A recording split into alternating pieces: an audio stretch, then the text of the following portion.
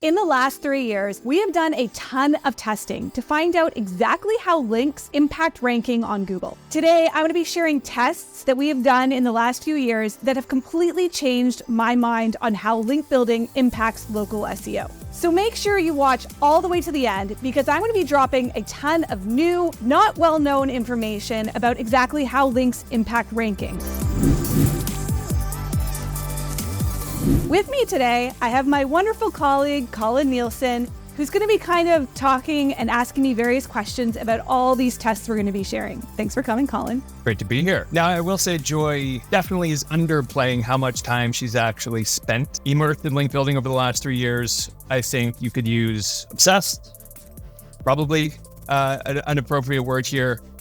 I think probably 95% of every single message I've gotten from Joy on Slack over the last 3 years has been like, hey, check out this new thing I just discovered related to this link building test I did. So this is really good. And I'm like so excited that we get to share this stuff with everyone. It's definitely a peek behind the curtain. Yeah, and we made this episode super long, as you probably noticed, because we were like 6 months behind in publishing. And I was telling my team, I'm like, we got to get this stuff out there. So in order to share more information, we decided to do an extra long video so that we could get through just all of the stuff that we've been learning in the last few years. Let's dive right in. And I think if we're going to talk about links, assume, generally speaking, the burning question that everybody thinks about is, how do ranks actually impact ranking, right? Everybody cares about rankings, its importance, whether you think it's important or not. What's interesting is Google is constantly telling us, links don't matter. You don't need to be going out there building links. They don't impact ranking, which then creates maybe some division, right, between us SEOs. Some people say it's super important. Some people say, nah, it doesn't matter. Let's talk about it, Joy. What have you discovered specifically around how links impact ranking? I think that would be a really good starting point here. Yeah, I agree. So to kind of kick this off, I got to go back to the very beginning. So this again started like 3 years ago. I was really annoyed because I went around asking lots of SEOs, hey guys, can you tell me how you measure the impact of links? So I got a lot of, we know links impact ranking, or we do a lot of link building and we see our clients move up in ranking. But no one could actually pinpoint, I built this link and this page went up, or I built this link and this Google Business Profile listing went up. And I used to ask people this in interviews all the time too. I would ask them, could you tell me a time where you built a link and you're positive that ranking increase you got was a result of that link? And usually get a lot of, kind of thing. So I decided, I'm not satisfied with this. If we're going to spend a lot of time and a lot of money building links for clients, I want to know exactly what is happening as a result of this. So to start us off, I basically started this test 3 years ago. And I decided, I need to pick a site that hasn't had any SEO done on it, that doesn't have anything else that would kind of get in the way of measuring the results. So my colleague Dave allowed me to use this testing site that he had, and we decided to build a bunch of links to it. Now, this one particular test that we did that I'm going to be covering, we just built a single link, like just one. I wanted to legitimately know, could you measure the value of a single link? So for this test, I used Sterling Sky's website because frankly, I was like, we have a pretty high domain rating, right? 71 at the moment. I was pretty proud of that. And it was topically relevant to the site we were linking to. So I was like, I know that's another thing that people will say is a best practice. So we literally gave one link from Sterling Sky's website to this defunct website that had nothing kind of going on with it. Joy, quick question for you. So you mentioned topical relevance. I think most people maybe have a sense, like a feeling of what topical relevance means. Could you define what you mean when you're thinking and doing these tests? What is topical relevance? Sure, yeah. I should definitely clarify that. So the site that I was linking to was a site about SEO. It was a site about advertising, marketing, etc. The site that was linking to it was also a marketing company, like Sterling Sky's website. So there's this thought that, if you have, let's say, a plumber and an electrician, they're kind of related because they're both in home services. But, if you have a lawyer, let's say, that's linking to, a realtor or something, they're not as connected. So there's this idea that you want to try and get links from sites that are related to you. I'm not saying that's actually true because I don't know, but that was the theory. Cool. Yep. Makes sense. Or at least it sounds like it does. Yeah, so I built this one link, and I was not at all surprised to see that organic rankings had a massive increase. This is kind of what I was hoping and expecting. So you'll see that there was like red, this grid. This shows you how this website ranked for that keyword before we built the link. And then the green was just a couple weeks later, shows you how they rank after we built the link. Now, I really want to clarify organic rankings versus local rankings. If you're not familiar with those two terms, when we talk about local rankings, we're talking about Google's local pack results that show up. So generally there's like 2 to 3 businesses that show up by a map. When we're talking about organic rankings, we're talking about the other results on Google's search results page. So this was organic rankings, huge lift, right? No surprise. So when we looked at how this one link impact their local pack rankings, this is where I was really surprised. So as you can see here, they did increase at the same time from 4 to 3. But let's just be clear here. This is very different than the trend that we saw for organic. Let me just put these side by side. From organic, we go from like not really being anywhere to being in the top 3. Whereas for local pack rankings, it moved 1 position, which was honestly pretty not exciting. So if we're going to summarize that, organic, massive impact, local pack, some impact, and maybe in some cases, in this one here, we went from yellow to green. It pushed us over the line, but it was like we were already on the 5-yard line and it just helped push us in a little bit. I wonder, for clarification, Joy, if we're talking about the local pack rankings grid here, is this a link that was built to the GBP landing page, or are you talking about building links to the GBP itself with the CID number kind of thing? Yeah, so this link that I built was straight to the website, like to the homepage of this website.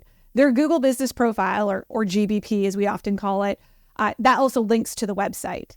I've heard people talk about how you actually want to link to your Google page, like literally link to your listing on Google Maps. We've done other tests on that we've already published, but that is definitely not what we were doing here. We were linking straight to the website.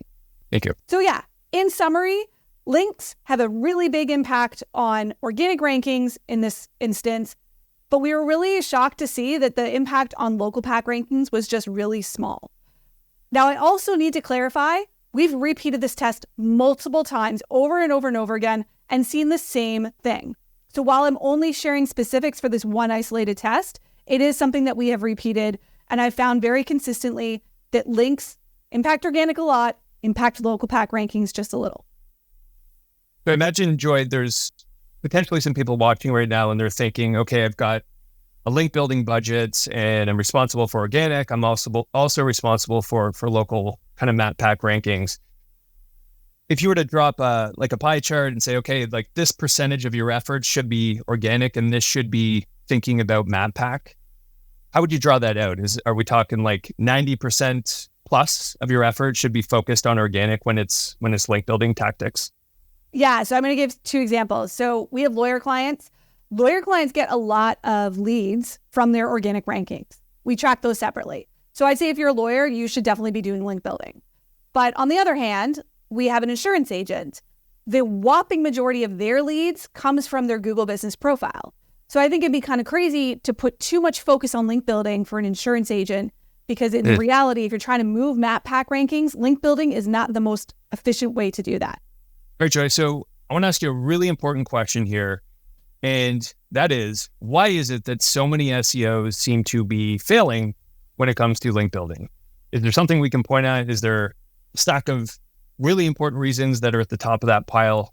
What are you seeing as you've been doing this research for the last 3 years? Yeah, so one of the biggest things that I've realized over the last 3 years is that a lot of efforts on link building are frankly wasted. So there's some truth to what the Googlers are saying. When you hear Googlers out there going, you're wasting your time, you're wasting your money, there is truth to that. We have clients all the time that'll send us link building reports, and I'll take a look at them and I'm like, yeah, like you are literally wasting your money. And I'm going to explain exactly how you can tell. There was one fundamental thing that I discovered in my 3-year journey that I feel like most link building doesn't even address. So I'm going to talk about that. So before I do that, I got to explain how Google's index works, because people might not know what I'm talking about when I talk about if something is indexed. So when you search on Google, you get a list of websites, you get a list of pages, right? Not everything is in Google's index. And that is really important to know. Just because you have a listing on a website, on a page on a website, does not mean that Google has indexed that page. And if it's not in Google's index, there is no SEO value that could be passed to your website for the most part. There's a small exception. We're going to get to that later in the video. So I'm going to explain by kind of giving you an illustration. Here is an example of a website that we used to use back in the day when citations were like the big thing with local SEO. So there's this site called CitySearch. And when you look at this graph that I've got open here in Ahrefs, you'll notice that the number of pages that they have ranking on Google is like dropping substantially. And this is a super important metric to look at. So the metric that I've actually highlighted in here is called organic pages. It's a metric that Ahrefs has. I haven't seen another tool that has something similar, but is a really good metric to look at when you're looking at a site that's like a directory or a content site where maybe you've posted an article, because it'll give you an idea of how the site as a whole is doing and how likely it is that your listing on that site is even going to be in Google's index. So you'll see with this particular site, there's a huge drop-off. Like Google is not indexing these listings. And I'm going to kind of share an example or show you why. So Joy, just to confirm, what we're looking at here, this has nothing to do with traffic. We're not looking at traffic or anything like that. This is purely how many pages is Google aware of that exist on a particular website. And over time, it's not aware of less and less and less pages, which obviously is a problem. The pages are still there. Yeah, and I mean, Google's aware of them probably because you're telling Google to index them and rank them, but they're not ranking them. So yeah. Google's usually aware of them, but they're going, we don't want to index that. And this is a general thing that people have to understand about Google. Google doesn't want to index every page. They want to index information they already don't have a copy of because it costs them time, it costs them money, it costs them resources to keep all these pages in their index. So they want to use those resources efficiently. So when they're looking at CitySearch, let's just take a look at CitySearch. This is a results page on CitySearch. A lot of listings don't have much activity on them. There's not really anything being added. Now compare that with something similar on Yelp. So this is the exact same kind of search on Yelp. Yelp has users generating photos and adding photos of a listing. A lot more details filled out like hours and reviews and things like that. So when both of these sites are literally giving Google the same kind of information, it's pretty clear which one Google's going to want to keep. And then they're going to go, hey, CitySearch has basically got kind of the same information as Yelp and several other sites. Why would we keep it in there? I'll share one more example. So this is a listing for a business on CitySearch. You'll see that some of the reviews on this listing are from like 2010. Like it's not very active. People are not actively using this site. So when you compare that to Yelp, you'll see more recent reviews that have been left by users that are also very detailed. So fresh, like user-generated content seems to be something that Google clearly favors, especially when it comes to directories. That's fair to say? For sure. They also want signals that are going to tell them if users like a website. So one of the reasons why Reddit is doing so well on Google is because people search for Reddit and people specifically look for Reddit. And then when they see Reddit in the search results, they click on Reddit. So in a sense, Google is rewarding bigger brands, but they're also rewarding the brands that people actually want to see. You're telling me people aren't searching Google for CitySearch, is what you're saying. They're not doing that anymore. I mean, maybe a bit, but nothing compared to Yelp. Okay. Yeah. So how this relates to link building, just to tie it back, if you are submitting a profile on a site that is unlikely to get indexed because there's nothing really unique about that site and Google's not indexing a lot of their pages, a lot of the time what we will see is that the links or the pages that the links are on are not even in Google's index. And if that's the case, you're getting zero SEO benefit from it. So usually what I've been seeing on these reports that I'm getting from people is a long list of either profiles on directories or guest posts on websites. And when I go to the actual URL that is linking to my client, that page isn't in Google's index and the link is therefore worthless. So I have a sneaking suspicion that there are link builders, PR people in the industry who have been doing this for the better part of a decade, maybe more, that actually aren't still to this day thinking about indexing. And had a conversation with somebody recently who does link building full time. and we were asking them about indexation rates, and it wasn't even a metric that was part of their whole system. As far as they were concerned, you get the link, that's it. You've done your job.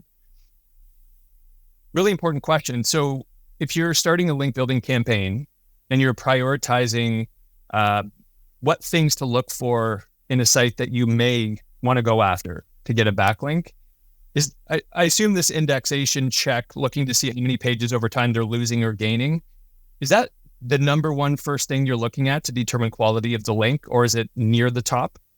Yeah, and I would say the time duration that they've had patterns is also important, because you'll see this often with what we call PBNs, which are private blog networks. People set up sites just to do SEO and just to link to themselves.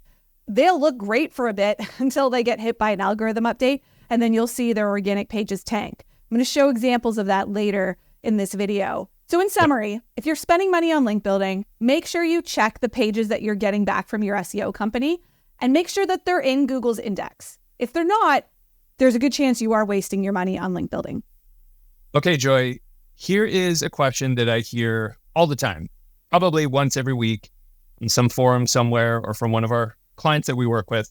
And that is, should a business owner be paying an annual subscription to some of these citation services that offer yearly subscription services?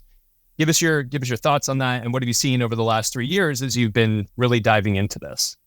This is definitely something we have tested. So we have a recent example. It was a multi-location personal injury lawyer, and they were paying a pretty hefty fee to have somebody manage their citations annually. It's a tool. It's something where they just pay to kind of keep their citations correct. And they wanted to know if they should renew it. So I decided to take the list of all their citations and see how many were in Google's index. To clarify, there was a total of 516 citations that I was checking. Colin, can you take a guess at how many you think would have been in Google's index? Okay, well, somebody's paying for service, and I'm going to say at least 50%, because still that means you're paying me for something and you're only getting half of what you paid me for. Let's go 50%. You would assume that, right? Because you're getting all these additional details filled out and it gets you kind of priority and all this stuff. Well, when I ran it, out of 516, there was a total of 16 or 3% that were in Google's index. Whoa. Okay, hold on. So 3%, I'm trying to do the math in my head here. So you pay for a service, subscription service, and they're essentially saying at the end of the year, you're getting 3% of what you paid for. Kind of? 500 of them are not even in Google's index. So how in the world are they helping your ranking if Google doesn't know they exist? Wow, that is insane. Seems crazy to me. Okay, go on. So I will point out there's a caveat here. I'm not saying that there's never a scenario where you want to pay for a service like this, because I know a lot of big brands don't want the headache of managing their information online. Yep. And there are some industries where there are a good number of sites that people actually visit. Just turns out that a lot of these services for citations for this particular industry, it wasn't worth it. So Joy, I definitely agree with you that one situation where you have multi-location operations, franchise operations, we work with a bunch of them. And I can definitely tell you that there is a use case for these subscription-based tools when you're running that kind of operation. But definitely in a case like this, the indexing thing is insanely surprising. So if you're a business and your renewal is coming up, what I would advise is to simply go and use one of those index checker tools, see what percentage of the citations that they've kind of blasted out for you are actually indexed, and use that to base your decision on whether or not you want to renew, unless you have a really good other use case, like you're running some 1,000 location operation. Exactly. And you can check the comments. We'll have an example tool that you could use if you want to check a whole bunch at once instead of putting them into Google manually.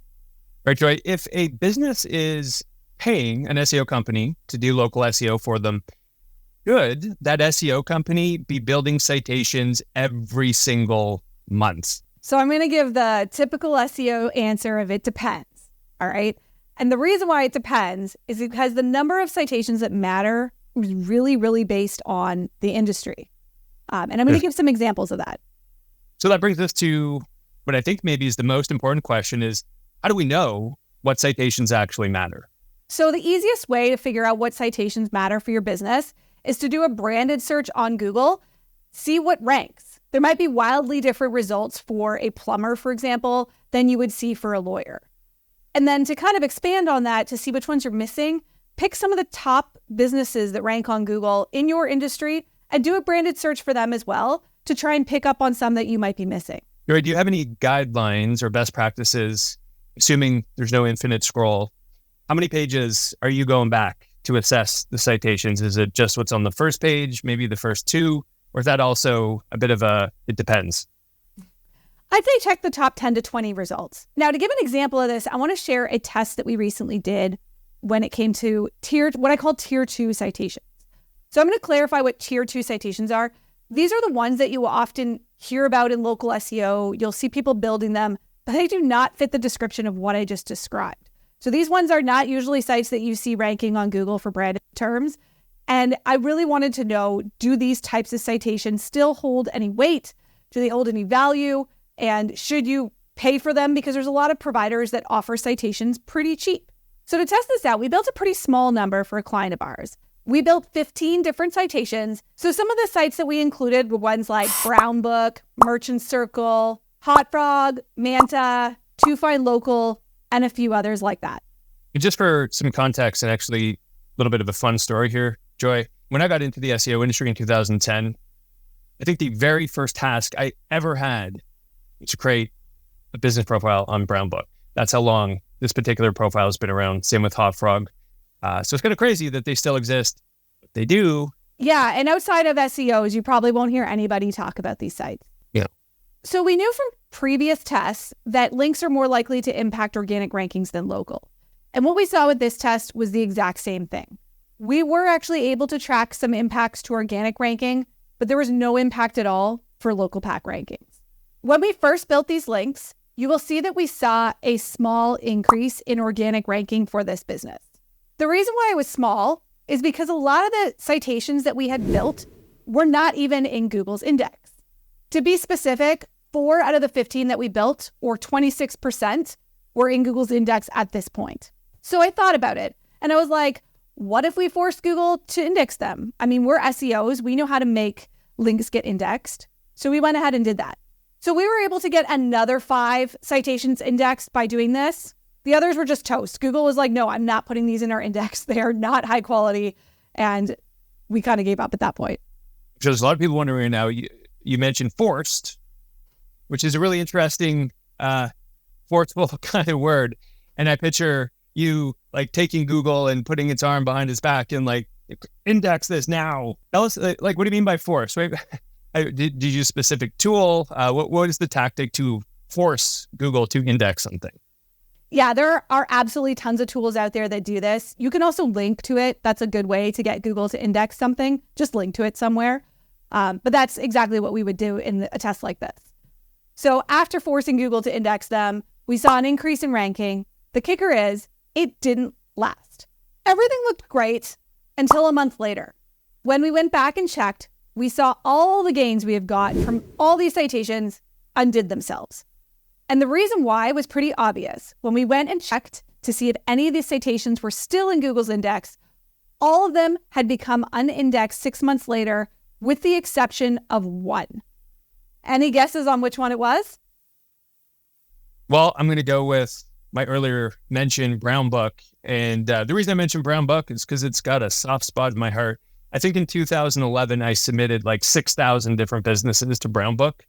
So I'm going with Brown Book all the way. What is it, Joy? I mean, that's it, right? It's literally why I hired you, Colin, because you know these things. You know the value of Brown Book. So it got you your promotion. Way to go. Now, question for you, Joy. So that's interesting. So out of all these, Brown Book was the only one that was actually indexed after all was said and done. Is there anything you can share with the audience in terms of what you think maybe was the reason why Brown Book was the last directory standing, or is this just a random thing? How can people systematize trying to figure out how to make another Brown Book happen? Yeah, I honestly am kind of shocked with Brown Book, to be honest. I don't expect that in another 6 months it'll still be indexed at all. I think that the site structure is well done. I think overall their traffic trends aren't nearly as awful as some of the other citation sites that we were using. So I think it's just a matter of time with them. But definitely, if you want to know if a citation is valuable or not, you need to check it out in Ahrefs or a tool like Ahrefs and just look to see how many pages on that website are in Google's index or how many are getting traffic from Google. That's really the best metric to look at. Cool. And I assume, Joy, you're looking for that hockey stick upwards trends when you're trying to determine if it's the best site. Obviously, you don't want things to be going downwards, but what about a situation where it's just kind of maintaining over time? Or is it the hockey stick you're looking for? I'd say maintaining is fine, but the majority of the ones that I look at when it comes to citation sites, a lot of them are headed down. And especially if you look back 5 years, you'll see that 5 years ago, a lot of these sites did really well on Google, and then they're just starting to tank in recent times. Okay, it's good to know. So something to keep in mind, if you are paying for SEO and you are getting citations on an ongoing basis, make sure you're checking to see how many of them are in Google's index. Otherwise, you are literally paying for SEO that is undoing itself. And don't just check once, check again in like 3 to 6 months, and that will be the true test of whether or not they are worth paying for. All right, Joy, so how many citations total should a small business owner be looking to build? Yeah, it's a good question. I really wanted to know the answer to this because I'd heard that, if you submit a whole bunch all at once, you might see a boost in ranking. So clearly we wanted to test this. Using a citation provider, we decided to order 50 citations all at once for a dentist client of ours and then also a handyman client. But we specifically made sure we picked locations that we weren't actively working on so that nothing else was really contributing to any ranking increases that we saw as a result. For the handyman, we saw some definite increases in their organic ranking right after ordering these citations. We saw no impact to their local pack rankings.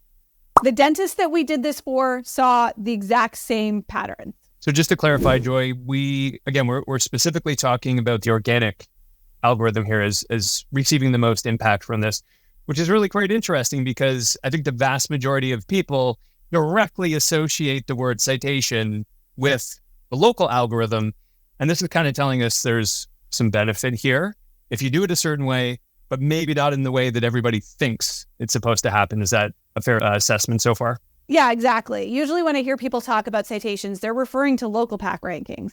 And in both these tests, building 50 all at once, did not impact local pack rankings for either business that we tried this on. Yes. And I think it's worth even noting just for, everyone who loves this kind of historical trivia, David Mim actually invented the word citation, I think back in the year like 2008, maybe it was before that. So it was clearly always meant to capture something that was related to the local algorithm. So this is really interesting. So what we found with these tests as we moved on is that these citations did not stay in Google's index. And that was really the problem. So for the dentist, for example, a month later, 2 of the 50 citations were still in Google's index. Wow. I wish I could do math. I'm trying to think right now, 2 divided by 50. That is insanely low. My God. Yeah, at first there were 26. So that's how many fell out within that 1 month period. The handyman was similar. I tracked this one even longer and went back 6 months later to see how many of these citations were still in Google's index. Want to take a guess? I'm just going to say, I feel like I want to plug my ears for this one because it's probably going to be even worse than earlier. So I'm going down this time. I'm going to say 12%. Not far enough down, Colin. This one also only had 2 out of the 50 still in Google's index 6 months later. That is wild. Wow. Okay. Now, I want to give a disclaimer here. There are some industries that have some niche sites that do matter.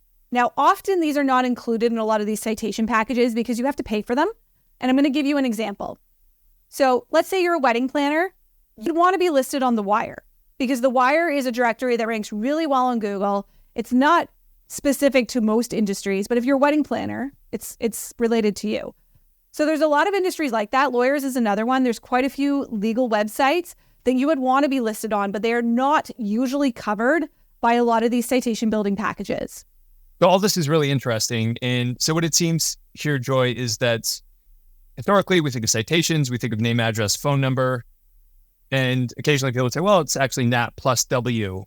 But what this sounds like is the real benefit from citations is actually coming from that little W website part of it, the link, versus the mention of a business's name, address, phone number. And I assume that's because Google already has that information and they've already built your kind of cluster of information.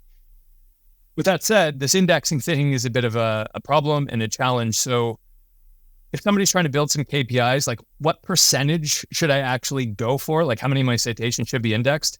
What would you suggest? Like what's a good KPI there? And by the way, I know you love the word KPI. Ugh. Okay, so in general, and I'm going to say in general because again, there are some industries where there's a long list of citations that matter, but most of them are paid for. So like you're not just going to get a free listing. A lot of them you have to pay to get any type of exposure on them. So when we're talking about the generic citations like Yelp, for example, where any industry can be on them, you're generally going to have a really tough time keeping more than 10 to 20 in Google's index. Okay, that's good to know. Feels like such a low bar. But clearly, this is just the way it is. Very good to know. If you're enjoying this video so far, make sure to subscribe so that the algorithms know that this is awesome stuff so we can get this out to as many people as possible. All right, Joy, this is a great question I have for you here. So historically, let's think back to 2013, 2014. And what I would see in the early days of my SEO career is a business would move and we'd be like, no, like you cannot move. This is the worst thing you can ever do from a local search perspective. But what would kind of happen is the business would move, you'd update the address. Now, all of a sudden, they'd have 100% mismatch between their Google Places listing and all their citations. It was like the kiss of death back in the day.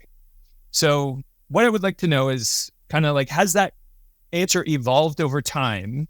And the specific question I want to ask you is, as of today, if I go to move my office, what kind of impact is that going to have? Do I need to go out there, like rush out there and update all of my citations?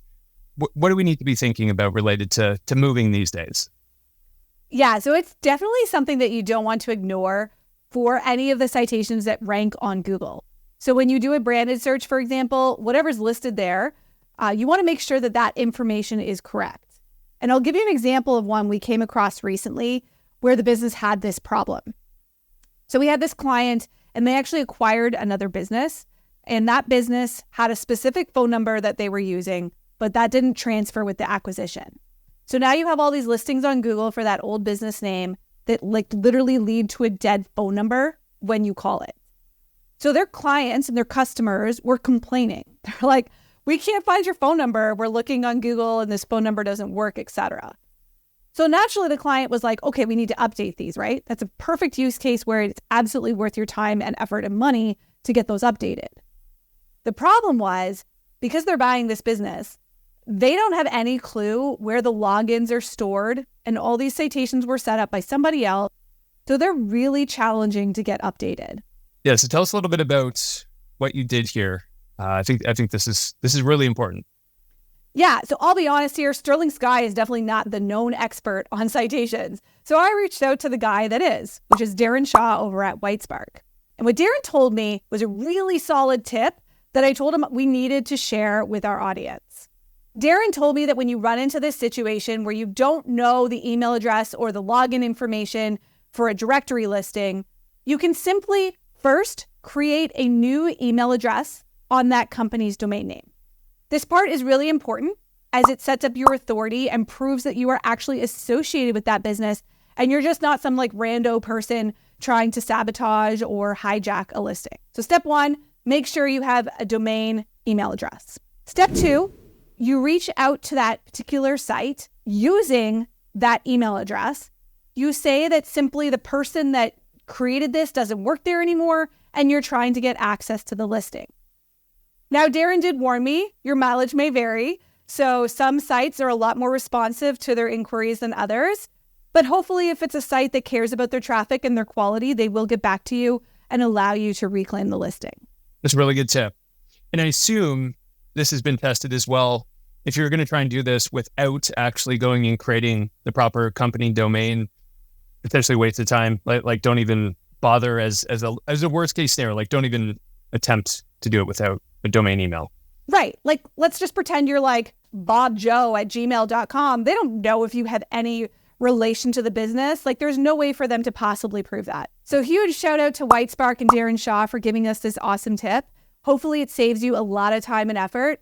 Also, if you're like, I don't want to deal with the headache of doing this, you can reach out to Whitespark. They have a service that will literally do it for you. We'll put a link to that service in our description. And I would say citation building is one of those things where if you're not doing it all day, every day, you definitely should be having someone who is doing it all day, every day do it, because there's layers to the game of citation building and it does require knowledge, expertise to actually do it properly. 100%. All right, Joy, if you build a link to a website and then that link gets removed, do you lose the ranking benefit that link provided? This is such a good question. All right. Rand Fishkin talked about this concept back in 2014.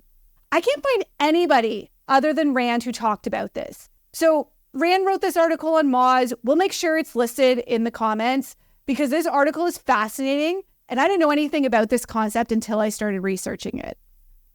So he calls this concept link echoes or link ghosts.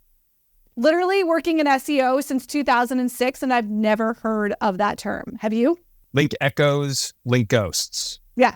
No, never heard about it. Sounds really cool though.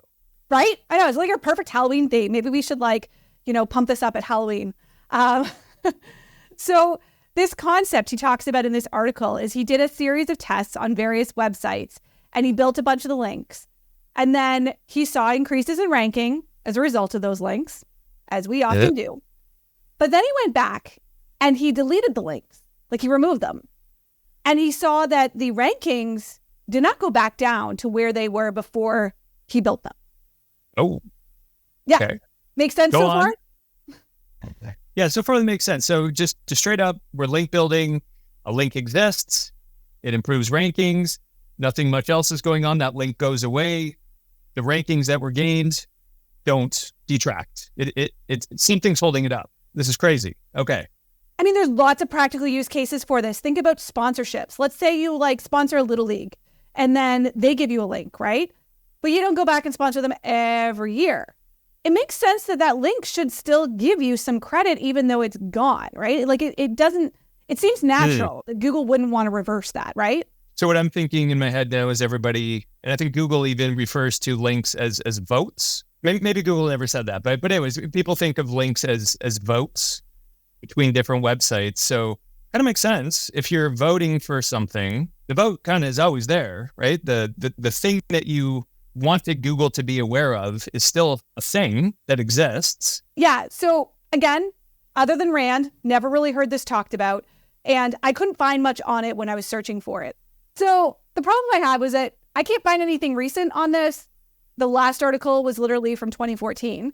So I had no idea if this was still a thing that worked the way it used to work 10 years ago. Naturally, I wanted to actually see if I could show in reality that this still happens. So we had a perfect use case for seeing if this is still true. We had a specific website that accepted articles, and we had a bunch of our clients listed on that website contributing to it. So what we call guest posting in the link building world. Now, this particular site was doing really well. It's a good quality site, and it got hammered by an algorithm update in the last year. So when that happened, a lot of the pages, the articles that our clients had basically contributed to this site, started getting unindexed. But what I found was fascinating. See, as these links were being created, we were able to tie direct ranking increases to those links. So we knew this is where the client ranked before, this was where the client ranked 2 weeks later. That link definitely made that movement happen. When they started to get unindexed, we know, hey, a page that doesn't get indexed by Google doesn't really count for anything. It's kind of the same as getting deleted. So I was curious to see if those ranking gains that we got were lost later. What do you think happened? Well, I'm going to go that whatever was happening in 2014 is probably to some degree still happening 10 years later in 2024. I'm going to go with that. So nothing's new in the world of SEO, I guess. You're right. What's old is new. What's new is old. Some of the core fundamentals of SEO haven't really changed. Let's be honest. This is one of them. We looked back And again, checking rankings, I looked at screenshots, I looked at before and after pictures, and these clients didn't lose their ranking benefit. So they were still gaining the ranking benefit of that link from when it got created, which frankly blew my mind. Okay, so the burning question I have, Joy, and I'm going to guess is on people's minds as they're listening to this is, we just talked about citations, and we talked about the fact that citations have a horrible indexation rates, and that creates problems on the ranking algorithm. How come this isn't, like, why aren't we seeing the same thing here? Like, shouldn't we be seeing the same thing that happens when citations get de-indexed? That's the fascinating thing about link building. Like, sometimes things are true in one instance and not for others. We've definitely found with citation building and that type of link, when they get unindexed, you see a ranking decrease. Like, I've seen that consistently amongst a lot of clients. With this type of link building, which is very different, guest posting, I've seen the opposite. And so it's one of those things that, like, link echoes still exist. This is still possible. It doesn't mean you will see this exact pattern happen every time that you build a link and then it either gets deleted or unindexed. You might see it go down. It's all relative to who you're competing with, how many links they have, what sites are linking to them. Like, it's a giant, massive puzzle, essentially, with like all these different things contributing.